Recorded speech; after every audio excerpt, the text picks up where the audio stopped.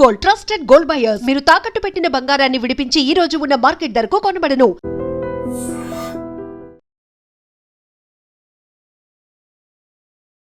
శ్రీకాళహస్తి 2 నుండి ఎక్కడికి వచ్చారు? రూరల్ నుండి ఏర్పేడ్కి వచ్చాను సార్. ఏర్పేడ్లో ఉన్నప్పుడు జయలక్ష్మి మేడం గారు ఎస్పీ గారు అందున్నారు, గోపినాథ్ జెట్టి సార్ ఎస్పీ గారు ఉన్నారు. ఆ టైంలో మామూలుగా థెఫ్ట్ కేసులు, ట్రాక్టర్ దొంగతనాలు అలాంటివన్నీ చేంజ్ చేసుకుంటాం. కేసులు, law and order issues, airport duties అంతా చేసుకుంటాం. అక్కడి నుంచి నేను డైరెక్ట్గా బంగారుపాలెంకి వెళ్ళడం జరిగింది సార్. బంగారుపాలెంలో 2018 నుంచి చేశాను సార్. ఆల్మోస్ట్ 3.5 years చేశాను నేను. ఏముందండి మీకు బాగా మర్చిపోయిన సంఘటన అక్కడ? బంగారుపాలెంలో నేను వెళ్ళిన వెంటనే అక్కడ క్రైమ్ నేచర్ ఏంటంటే బంగారుపాలెము బెంగళూరుకి హైవే సార్. బెంగళూరుకి ఎక్కువ ఉంటుంది మూమెంట్. అంత మ్యాటర్ ఆఫ్ 2 hours జర్నీ అంతే బెంగళూరుకి. ఎక్కువ మంది అక్కడికి వెళ్ళి వస్తూ ఉంటారు, అక్కడి నుంచి వస్తుంటారు. అది ఇంకా మనకు గేట్వే లాగా. మనం తిరుపతి రావాలన్నా, విజయవాడ రావాలన్నా, వైజాగ్ రావాలన్నా, కలకత్తా వెళ్ళాలన్నా అదే వే ఇంకా మనకి. సో మదనపల్లి మీదుగా అది తక్కువ సార్, చాలా తక్కువ వెహికులర్ మూమెంట్ ఉంటుంది. ఇది ఎక్కువ ఉంటుంది, ఇది నేషనల్ హైవే కాబట్టి రోడ్డు కూడా బాగుంటుంది. మేము ఉన్నప్పుడే కొత్త రోడ్డు వేశారు. అంతకుముందు బాగా రోడ్ యాక్సిడెంట్స్ జరిగేటి. మేము పోయిన 2018లోనే ఇనిషియల్ స్టేజ్లోనే ఒక బంగారు వ్యాపారస్తులు ఒక 5.5 kg బంగారం పోతుంది మా ఏరియాలోనే. బంగారుపాలెం అవుట్స్కట్స్లో నంది అని ఒక రెస్టారెంట్ ఉంటుంది, A1 రెస్టారెంట్ అనేది, రిలయన్స్ అనే ఒక పెట్రోల్ బంక్ దగ్గర.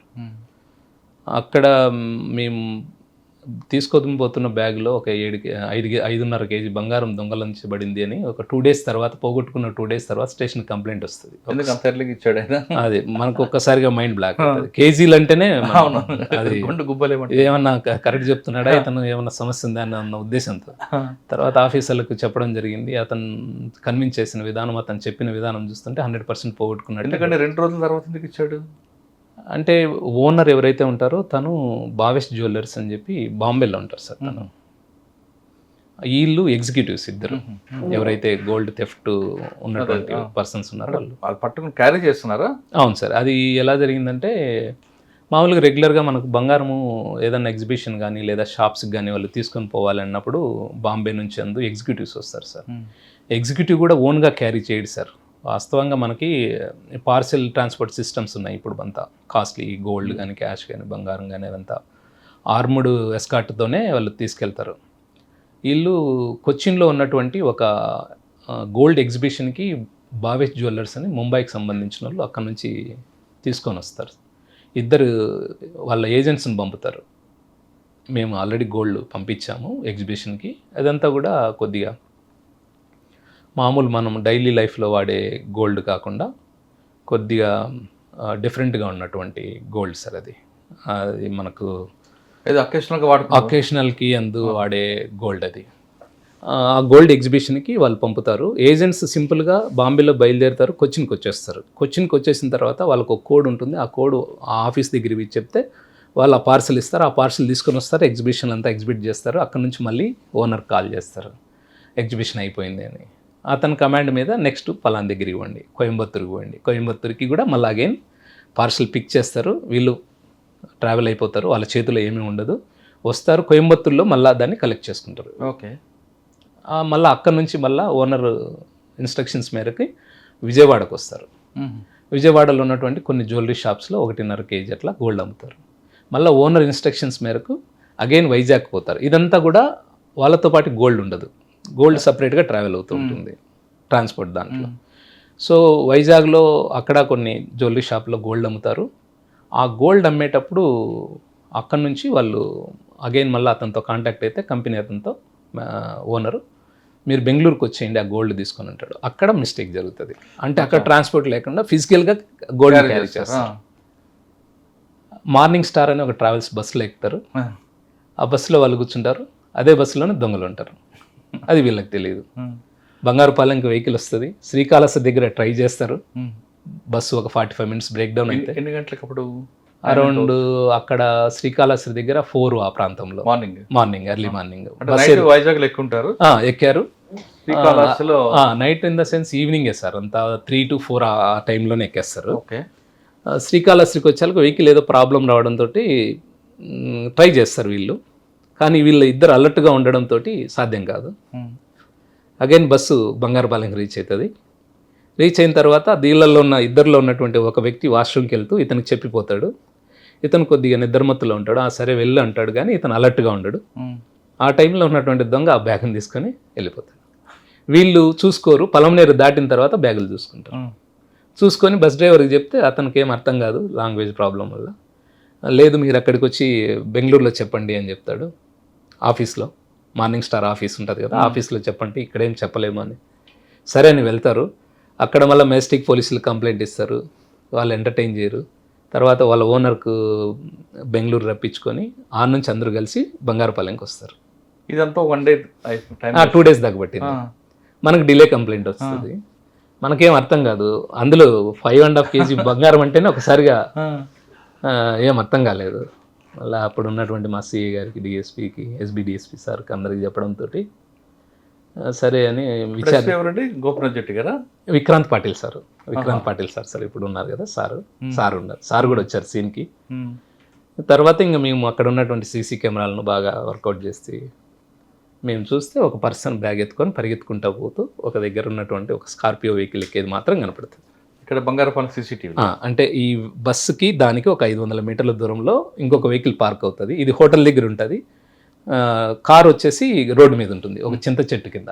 దీంట్లో ఉన్నటువంటి ఒక పర్సన్ ఒక బ్యాగ్ని ఇట్లా పట్టుకొని పరిగెత్తుకుంటూ వెళ్ళి కార్ ఎక్కేది సీసీ కెమెరాలో మనకు పెట్రోల్ బంకులో ఉన్న ఒక సీసీ కెమెరాలో క్యాప్చర్ అయింది.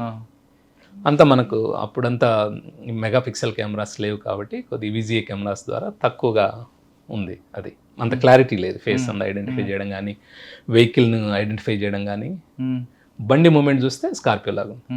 దాని తర్వాత దాన్ని ఇంకా సీసీ కెమెరాలు డెవలప్ చేసుకుంటూ కొన్ని వందల గంటల సీసీ కెమెరాలని చెక్ చేసుకుంటూ అప్పుడు మనకు ఈ కెమెరాస్ ఉండేవి సార్, మ్యాట్రిక్స్ కెమెరాస్ అని ఏపీ అంతా ఉండేవి 2018 ఆ కెమెరాస్ని పట్టుకొని చిత్తూరు కలెక్టర్ గారి ఆధ్వర్యంలో ఆఫీస్లో ఉంటుంది అక్కడ కమాండ్ కంట్రోల్ లాగా. అక్కడ కూర్చొని మేము వెహికల్ని అప్ టు కర్నూలు దాకా ఒక 2 hours చెక్ చేసుకుంటాం. అంటే నెక్స్ట్ కెమెరా అట్లా చూసుకుంటూ వచ్చేస్తాం. ఓకే, థెఫ్ట్ అయింది, వెహికల్ వెళ్ళిపోయింది అని. దాని మీద ఒక టీమ్స్ అన్ని ఎస్పీ గారు ఫామ్ చేయడం. దాంట్లో ఒక 15 రోజులలోనే ఇంటాక్ట్ గోల్డ్ని తీసుకొని వచ్చాం సార్. ఎక్కడ దొరికిందండి ఇది? ఇది మేము పూణేలో జిజోరి అని ఒక ప్లేస్ ఉంది సార్. జిజోరి అని ఒక శివాలయం, మనకు శ్రీకాళహస్తి గుడి ఏ విధంగా ఉందో అలాంటి ఒక శివాలయం ఉంటుంది. ఆ దొంగతనం చేసిన దొంగలు ఆ దేవుని దగ్గరికి వెళ్తారు.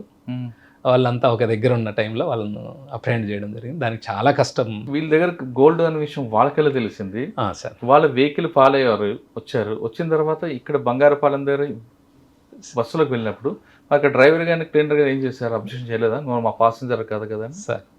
యాక్చువల్గా సార్ మనకు సోలాపూరు, అహ్మద్నగర్, ఓస్మానాబాద్ మహారాష్ట్రకు సంబంధించినటువంటి ప్రాంతాలలో కొన్ని గ్యాంగ్స్ ఉన్నాయి సార్. వీళ్ళు ఏం చేస్తారంటే గోల్డ్ను బాగా విలువైనటువంటి ఆర్టికల్స్ మాత్రమే దొంగతనం చేస్తారు. వీళ్ళు జ్యువెలరీ షాపుల దగ్గర కాపు కాస్తారు సార్, రెక్కీ చేస్తారు. షాప్లో నుంచి బయటకు వస్తున్నటువంటి వ్యక్తిని ఇతను ఏదైనా కంపెనీ నుంచి వచ్చిన ఎగ్జిక్యూటివా, ఈ బంగారు వర్తకుడా కాదనే దాన్ని ఐడెంటిఫై చేస్తారు. ఐడెంటిఫై చేసి ఒక సింహం మాదిరి వేటాడతారు. ఒక లేడీని ఒక సింహం ఎట్లయితే, మా దాంట్లో మా పర్టికులర్ కేసులో వైజాగ్లో ఒక జ్యువెలరీ షాపు వేరే జ్యువెలరీ షాప్లో నుంచి వాళ్ళు బయటకు వస్తుంటే ఈ ఇద్దరు వ్యక్తులు ఎవరైతే బంగారు వర్తకులు ఉన్నారో వాళ్ళు వస్తూ ఉంటే వాళ్ళను చూసి వీళ్ళిద్దరు దగ్గర ఆ గోల్డ్ బ్యాగ్లు అవంతా చూసి డివైడర్లు క్రాస్ చేస్తూ వస్తున్నారు. సీసీ కెమెరా మేము చూస్తే ఒక సింహం లాగా అట్లా వచ్చి వీళ్ళని వెంటనే ఫాలో అవుతూ వీళ్ళు వచ్చి ఒక రమా అనే ఒక థియేటర్ దగ్గర వచ్చి మార్నింగ్ స్టార్ ట్రావెల్స్ ఆఫీస్లో ఏదైతే మనం టికెట్లు కొన్ని దగ్గరలో అమ్ముతారు సార్, అక్కడ వీళ్ళు 2 టికెట్లు కొన్ని వెనకనే వీళ్ళు వచ్చి ఇంకో 2 టికెట్లు కొంటారు. సో వెనక వెహికల్లో సభ్యులు ఉన్నారు, ముందు ఇద్దరు గోల్డ్ వాళ్ళు ఎవరైతే మర్చెంట్స్ ఉన్నారో వాళ్ళు ఉన్నారు, బ్యాక్ 2 దొంగలు ఉన్నారు. అదును కోసం వెయిట్ చేస్తున్నారు, కమ్యూనికేషన్లో ఉన్నారు. అంటే ఆ బస్సానికి స్కార్పియో ఒక 1/2 kilometer 200 meters డిస్టెన్స్లో స్కార్పియో మూవింగ్లోనే ఉంటుంది. అంటే బస్సులో వీళ్ళు వెనక్కి వీళ్ళు కూర్చున్నారు అంతే. అవకాశం కోసం చూస్తుంటారు, ఎక్కడ అవకాశం వస్తుందో అక్కడ తీసుకుంటారు. ఇది మన దగ్గరే కాదు, విజయవాడలో కూడా జరిగింది ఇది. కరెక్టే. కానీ వీడి దగ్గర గోల్డ్ ఉన్న విషయం ఎలా తెలిసిందని వాళ్ళు ఐడెంటిఫై చేస్తారు సార్. ఆ పర్టికులర్ ఏదైతే మనం మాట్లాడుకున్న గ్యాంగ్ ఉందో మహారాష్ట్రకు సంబంధించిన గ్యాంగ్, వాళ్ళు ఐడెంటిఫై చేస్తారు. పొలంలో ఏదో ఇక్కడ మన బంగారుపాలెం బస్సు ఆగింది. అవును సార్. వీళ్ళు పాసింజర్లే కాబట్టి ఎక్కారు.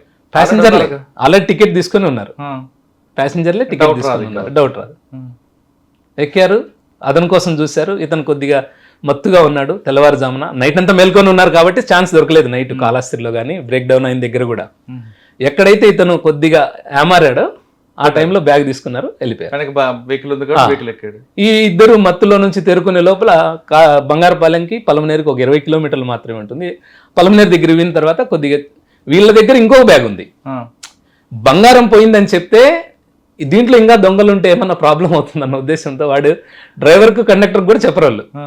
మా ఆర్టికల్స్ పోయినాయి, మా వస్తువు పోయింది, ఒకసారి వెండి అంటాడు, ఒకసారి వేరే వస్తువులు వినాయని చెప్తాడు. ఆ. వాళ్ళకి అర్థం కాక ఏం చేస్తారంటే, సరే నువ్వు ఏదన్నా ఉంటే బెంగళూరు హెడ్ ఆఫీస్లో మా మార్నింగ్ స్టార్ ఆఫీస్లో మాట్లాడుకొని అక్కడ కంప్లైంట్ చేసుకుందరండి అని తీసుకెళ్ళిపోతారు. ఉమ్. సో వాళ్ళకి అర్థం కాదు, ఇంకా వస్తే వాళ్ళు వచ్చి మన దగ్గర డీల్ చేయలేక మళ్ళా అతన్ని ఓనర్ని పిలిపించుకోవడం ఇదంతా చేస్తారు. ఇంకో బ్యాగ్ లో కూడా బంగారం ఉంది. ఉంది, అదెంత ఉంది? అది ఒక 11 కేజీలు మిగులుతుంది అమ్మగా. ఆహా. పోయింది 5.5 కేజీ, ఇంకొక 5.5 కేజీ ఇంకో బ్యాగ్లో ఉంటుంది. సార్ మీరు అన్ని సీసీ యాంటిక్ జ్యువెలరీ సార్ ఇది. ఇందాక మనం మాట్లాడుకునేటప్పుడు యాంటిక్ జ్యువెలరీ ఒకటి ఉంటుంది. ఎలా ఉంటుందంటే లైక్ కాపర్ లాగా ఉంటుంది సార్ ఇది, అదేలేండి కలర్ చూడడానికి. పేపర్ కలర్ అవును సార్, ట్రెడిషనల్ జ్యువెలరీ. అవును సార్, అవును సార్, సార్ ఇప్పుడు సీసీ కెమెరా ఫాలో అయింది కదా. అవును సార్, సీసీ కెమెరా లీడ్ వచ్చింది. అవును సార్. అంటే మీరు పూణే వరకు దాన్ని ఫాలో చేసుకుంటూ వెళ్ళారా? పూణే వరకు వెళ్ళలేకపోయాం సార్. కర్నూలు వెళ్ళిన తర్వాత మనకి ఇంకా రాలేదు. మళ్ళీ అంటే వాళ్ళు కొట్టి మళ్ళీ వెనక్కి వెళ్ళారా? వాళ్ళు వెళ్ళిపోయారు సార్. ఎటు వెళ్ళారు? టువర్డ్స్ సోలాపూర్ సైడ్ వెళ్ళారు. అంటే సోలాపూర్ అంటే ఇటు హైదరాబాద్ రూట్ హైదరాబాద్ రూటే వెళ్ళారు. మెజారిటీ ఏం చేస్తారంటే టోల్ గేట్స్ అన్ని అవాయిడ్ చేసుకుంటూ కొద్దిగా నెంబర్ ప్లేట్లు మార్చుకుంటూ పోతారు.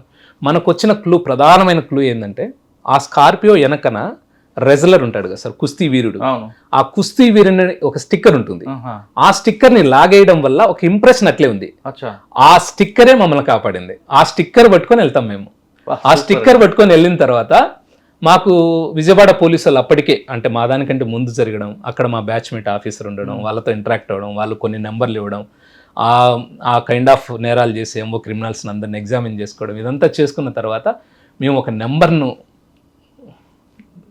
ఏదో రావడం, ఆ నెంబర్ను పట్టుకుంటే ఆ నెంబర్ జుజోరి అని ఒక ఏరియాలో పూణే రూరల్ జిల్లాలో ఉంది. ఒక టీం ఏమో ఉస్మానాబాద్లో ఉన్నాము, ఒక టీం ఏమో పూణేలో ఉన్నాము.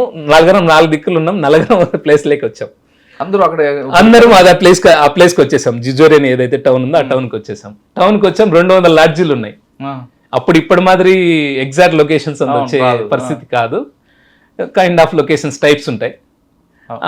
ఇంకా దాన్ని వెరిఫై చేస్తున్నాం. అందులో ఒక టవర్ అనేది ఒక 3 to 5 కిలోమీటర్స్ రేడియస్ వరకు మనకి సిగ్నల్స్ పాస్ చేస్తూ ఉంటుంది కాబట్టి ఎగ్జాక్ట్గా అంత అజిముతులు ఇదంతా ఇష్యూస్ ఉంటాయి. సో అక్కడ ఉన్నటువంటి అన్ని లాడ్జ్ల దగ్గర ఉన్నటువంటి వెహికల్స్ను, పార్కింగ్ లాట్ని చెక్ చేస్తున్నాం. అరౌండ్ 5:30 ఆ ప్రాంతానికి వెహికల్ కనపడింది, మా వెహికల్ ఒక లాడ్జ్ దగ్గర. ఇంకంతే, అగైన్ మళ్ళీ కడపలో ఒక చల్లని బ్రీచ్ పని అయింది మనకి అని. వెహికల్ ఉంది కానీ వాడు ఉండుంటే కదా అంటే ధైర్యం సార్, వెహికల్ దొరికింది. ఫర్దర్ క్లూ ఉంటుంది కదా, నెక్స్ట్ స్టెప్ వేయడానికన్నా అట్లీస్ట్ హ్యాపీ అనిపించింది. మళ్ళీ వాడు వెహికల్ దగ్గరకు వచ్చాడా? మేము వెళ్ళాం సార్. వెళ్ళి రిసెప్షనిస్ట్ అడిగితే 8 మంది ఉన్నారు సార్ అని చెప్పాడు. 8 మంది రూమ్ తీసుకున్నారు, ఒకే రూమ్ లోనే ఉన్నారు అని చెప్పాడు. సూపర్. అదే టయానికి కానిస్టేబుల్ పోతా ఉన్నారు, బీటోళ్ళు, ఆ జ్యూరిడిక్షనల్ వాళ్ళు. వాళ్ళకి ఈ విషయం చెప్పి ఇట్లా ఆంధ్ర పోలీస్ అంటే వాళ్ళు వెంటనే ఆఫీసర్ని పిలిపియడం, ఆ ఆఫీసర్ కూడా విత్ ఇన్ 5-10 మినిట్స్లో రావడం, అంత నైట్లో కూడా మాకు సపోర్ట్గా నిలబడడం, మేమందరం పోవడం, అక్కడ ఉన్న హోటల్ బాయ్ తోటి నాకు చేపించడం, వాళ్ళు ఓపెన్ చేయడం. 8 మంది. ఆ కేసులో ఇంటాక్ట్ గోల్డ్ రికవర్ అయింది. ఆ తర్వాత నేను అక్కడ నుంచి ట్రాన్స్ఫర్ అయినా ఆ కేసు ట్రయల్ టైంలో అటెండ్ అవ్వడం జరిగింది. సాక్షులందరినీ జాగ్రత్తగా విట్నెస్లు చేయించడం జరిగింది. 3 సంవత్సరాలు వాళ్ళకి జైలు శిక్ష పడడం జరిగింది. ఆ వెహికల్ కూడా సీజ్ అయిందా? అన్ని సీజ్ చేసాం సార్. వెహికల్ సీజ్ చేసాం, పర్సన్స్ అరెస్ట్ చేసాం అంతా. అప్పలనాయుడు సార్ ఎస్పీ సార్ ఉన్నప్పుడు, అప్పలనాయుడు సార్ ఉన్నప్పుడు కన్విక్షన్ పడింది. విక్రాంత్ పాటిల్ సార్ ఉన్నప్పుడు అఫెన్స్ జరగడం, రికవరీ జరగడం అంతా కూడా విక్రాంత్ పాటిల్. నాకు దాంట్లో సారుకు ఒక ఈ బెస్ట్ ఇన్వెస్టిగేటర్ అనే ఒక అవార్డు సార్ ఇచ్చేవాళ్ళు, నాకు ఇచ్చారు సార్. ఆ 3 years కన్విక్షన్ నేను ఈవెన్ నా పోలీస్ స్టేషన్ కాకపోయినా కోర్టుకు అటెండ్ అయ్యి అక్కడ ఉన్నటువంటి విట్నెస్లను అందరినీ జాగ్రత్తగా, ఆ బస్ డ్రైవర్ల నుంచి అందరినీ మనం ఎగ్జామిన్ చేసి జాగ్రత్తగా చేసినాం కాబట్టి 3 సంవత్సరాలు జైలు శిక్ష పడింది. జైలు శిక్ష చూసారా? తర్వాత ముందు ఏమైనా వాళ్ళకి పడ్డాయా? ఉంటుంది సార్, అది